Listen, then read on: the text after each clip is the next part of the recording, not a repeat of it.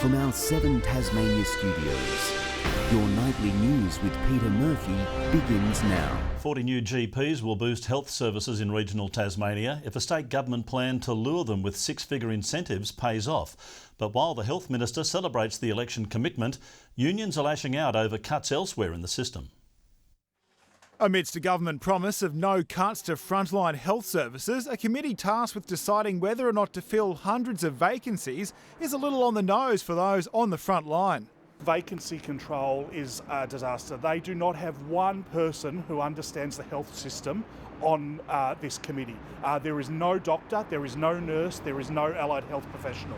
But in Campbelltown, doctors are on board with an election commitment to attract new general practitioners to underserviced areas, promising to wipe their HECS debt or pay a $100,000 allowance over a 5-year period.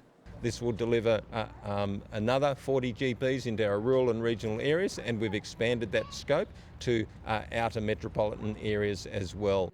The $4 million plan will be finalised by August, and it can't come soon enough in a country starved of GPs. We've seen states like Victoria and Queensland start to announce incentive payments for GPs in training, and we need to be on the front foot here to match and exceed those. The hope is that when doctors arrive in these regional towns, they'll fall in love with them and end up staying far longer than the 5-year deal. That's what happened to me. Came down from Queensland, fell in love with Tasmania. Now I'm going to be here forever. But how many doctors will actually take up the offer is the big unknown. Nick Kelly, 7 Tasmanian News. The condemning findings from an independent review into the reporting of deaths at the Launceston General Hospital have been released, resulting in more than 24 cases being referred to the coroner. Victoria Eastoe explains. The independent review was set up after a parliamentary inquiry heard allegations a senior LGH staff member edited death certificates, meaning reportable deaths were not referred to the coroner. The panel initially identified 6 cases which warranted coronial investigation, with a further 65 matters to be examined as part of the independent review. That review has now been finalised, with a further 23 cases to be referred to the coroner. Altogether, a total of 29 deaths which occurred at the LGH will now be assessed. The report also recommended the former staff member be notified to the Medical Board of Australia. Due to the consistent pattern in which the certificates were incorrectly certified, and that the conduct raises the issue of whether they are a fit and proper person. Dale Webster, the Acting Secretary of Health, says the department's in the process of contacting affected families and has apologised to those impacted, adding, "We actively engage with and support families through the process." The report will now be handed to Tasmania Police, the Integrity Commission and the Health Practitioner Regulator for assessment. 3 men remain in custody following an alleged drive-by shooting in Glenorchy last night. A gun was reportedly shot from a vehicle towards a person on Ballard Street at around 10:30 p.m. The victim was said to have left the scene on a scooter and may be suffering from an injury sustained during the incident. Police say they're investigating the matter and are calling on anyone with information to come forward. TT Line has sensationally told a parliamentary inquiry the government did know about massive cost blowouts on upgrades to Wharf infrastructure in Devonport. Last month, Premier Jeremy Rockcliffe told Parliament the project hadn't blown out to $350 million. Earlier this week, the government confirmed Wharf upgrades would in fact cost $375 million. TT Line's chair says the government was told in December. The funding requirements to deliver the required infrastructure at Berth 3 in Devonport have increased significantly as a result of an escalation in the construction costs. The inquiry was sparked by revelations of an $80 million payment to the Finnish shipbuilders constructing the new ferries. Newly released data shows the demand for office space in Hobart is booming, with the vacancy rate now the lowest of any CBD in the country. The City Council hailing the news as a sign of business confidence for the capital, as a software juggernaut chooses to call the city home. Google, Apple and Microsoft. Tasmania's very own software developer Procreate is among the big players, choosing Hobart as its base. Being in Hobart allows us to really focus in on the customer and the product. And that's something very, very unique in the industry. The international powerhouse based in North Hobart is now making the move into the CBD. This is going to take over about 200 creatives and engineers. And there's some pretty ambitious non-negotiables for the new office space, including an atrium in the middle, flooding the entire building with light. To bring natural light down into the main building and create a really habitable green atrium space. And they aren't the only ones making use of office spaces in Hobart. The city boasts the lowest CBD vacancy rates in the country at 2.8%. That shows that there's a really strong interest in businesses and government and agencies and organisations basing themselves in the city of Hobart. The demand for space in the city continues to increase, with a quarter of Tasmanian jobs based in Hobart. It is the hub for the business sector in the state. With more office space construction on the books. This project, but also the old Spotlight building, there's another commercial property being developed in Melville Street, and we're also expecting something in Bathurst Street soon. Lily Thompson, 7 Tasmanian News. A Tasmanian woman will learn her fate in August after pleading guilty to causing a fatal crash at Copping last year. Storm Cecilia Tenches faced the Supreme Court for sentencing hearing this afternoon. The court hearing of the 27-year-old's traumatic background, including periods of homelessness and drug use. For now, she remains in custody. Peter Whish-Wilson was overcome with emotion at a local celebration of Julian Assange's return. The Greens senator reflecting on his involvement spearheading the political campaign alongside Tasmanian supporters who played instrumental roles helping close the long-running case. I'm feeling overjoyed that we've finally got a resolution to what I think has been one of the great injustices and abuses of power of our time. His supporters say the campaign is not over, vowing to continue their fight to clear his name and protect journalists.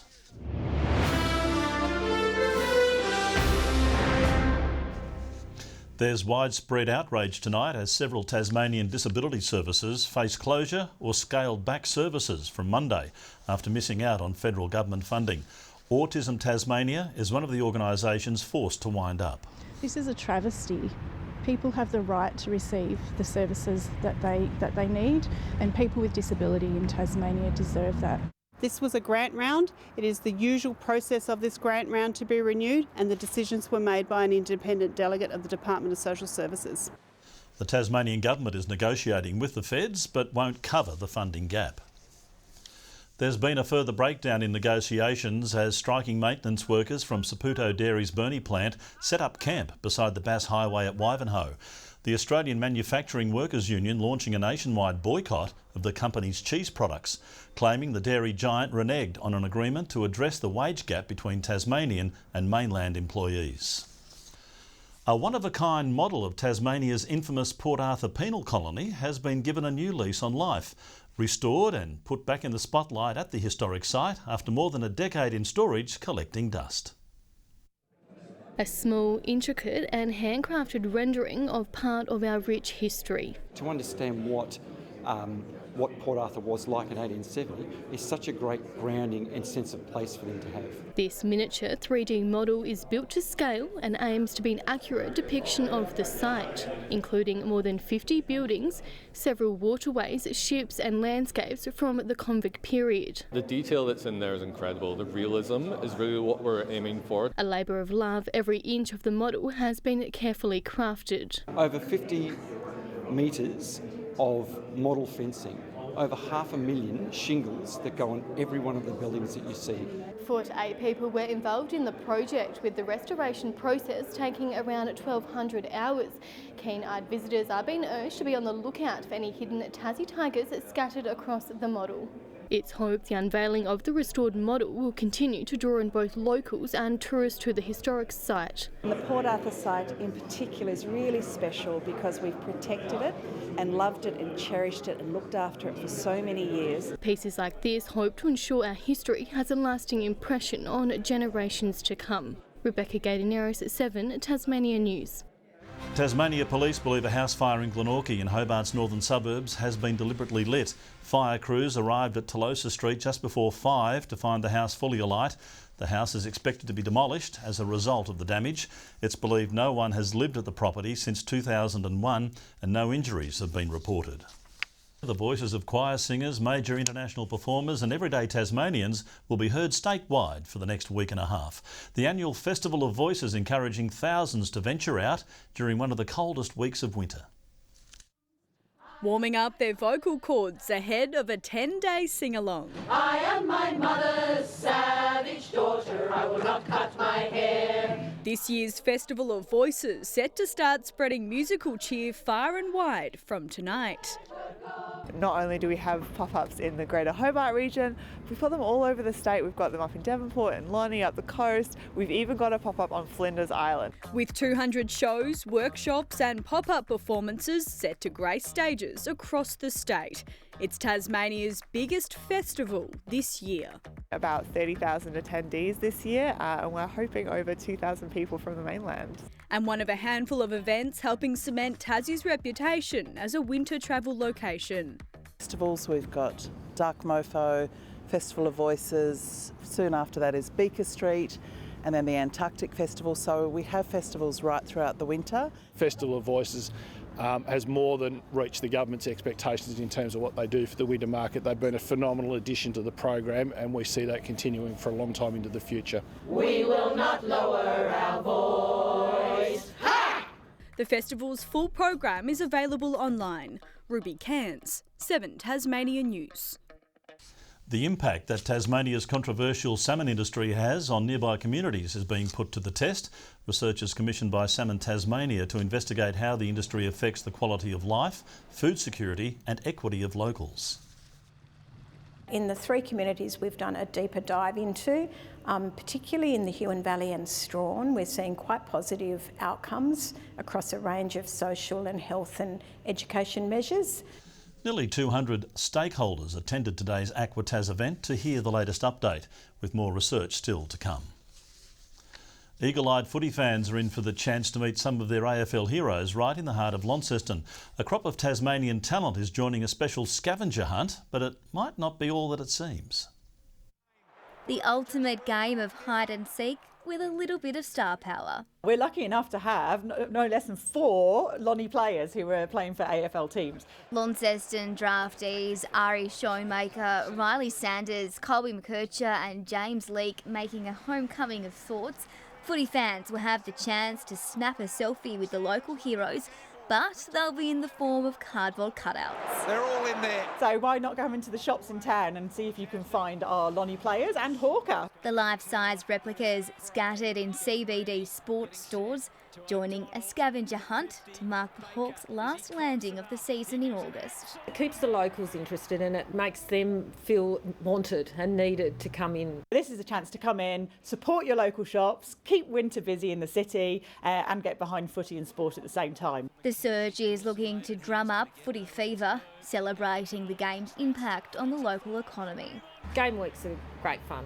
They are great fun because just trying to gauge where people are from. Footy weekends are enormous. They're economically vital for Launceston.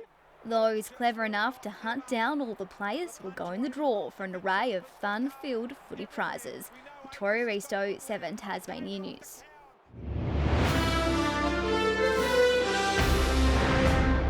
The Tasmanian men's rep side is on the hunt for a new coach as Aaron Cornelius steps down for family reasons, effective immediately.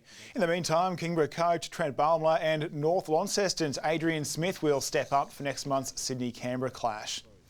There's a Tassie connection in the hard lesson handed to New South Wales. Launceston's Sophie Hollyman, part of the Queensland team, walking away victors from this year's Women's State of Origin series. The Maroons sealing a 22-6 win over the Sky Blues in last night's decider, played in front of a full house up in Townsville. In a top-of-the-table Women's Super League clash, the undefeated Devonport Strikers are at risk of losing their top perch if South Hobart gets the better of them. The Strikers are taking nothing from their 2-0 victory at the last meeting. It's in the past, it's gone. You know, that circumstance won't happen again. South will go out and do something different. South's first challenge is fielding an 11. Their women's camp plagued with injury and illness this week.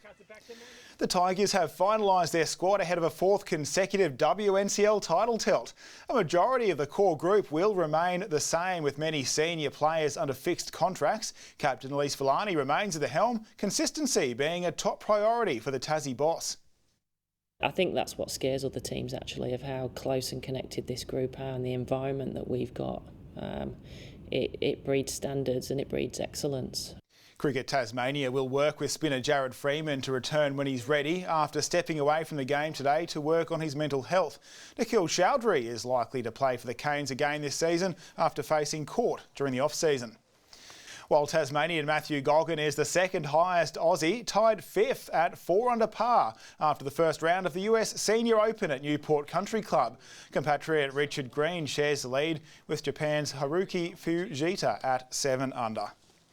And Murph, even though you might be sitting behind that desk, I'll still be holding you responsible if I don't get good weather for my weekend. Well, thanks for that, Nick. Enjoy your weekend. There is a rumour that there's wet weather on the way. Jackie Harvey's next with that forecast.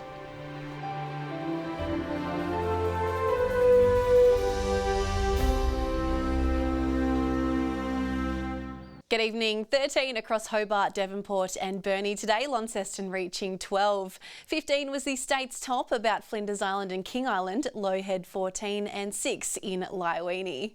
There were cloudy conditions over most of Tasmania today, associated with a frontal cloud band approaching the state from the west. Further out, showers and storms lie over Western Australia with a low near the west coast. Tomorrow, a cold front crosses Tasmania as an associated low passes to the south of the state. Northwesterly winds tomorrow 30 to 40 knots with swells up to 6 metres in the west and south and up to 2 metres in the north.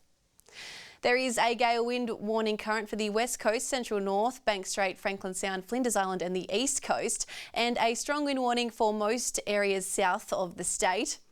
There is a minor flood warning for the North Esk, St Patrick's and Upper North Esk rivers, and a warning to sheep graziers for the northwest coast, central north, Midlands and southeast forecast districts. Tomorrow's forecast: now Hobart, a shower or two, showers in Medina, Oatlands, showers easing there. In the north, Launceston rain with possible heavy falls, 13 in Devonport, Lyweenie rain and possible snow easing. Burnie tomorrow 13, windy with rain easing across Strawn and Marrawar. St Helens and Swansea, showers easing and a shower or two in Orford. Looking ahead to the 3-day forecast now, Sunday showers across the state easing in the afternoon. Monday light showers across the west, far south and east coast. And Tuesday light showers about the far southwest and the far south, otherwise fine elsewhere. Capital cities 19 and partly cloudy in Perth tomorrow, rain and 12 in Adelaide and 24 in Brisbane. And currently Hobart, mostly cloudy and 10, Launceston 12 and Devonport, rain and 13. You might have to dig up that dry zone you were telling me about, Murph. It is looking cold and wet across the weekend.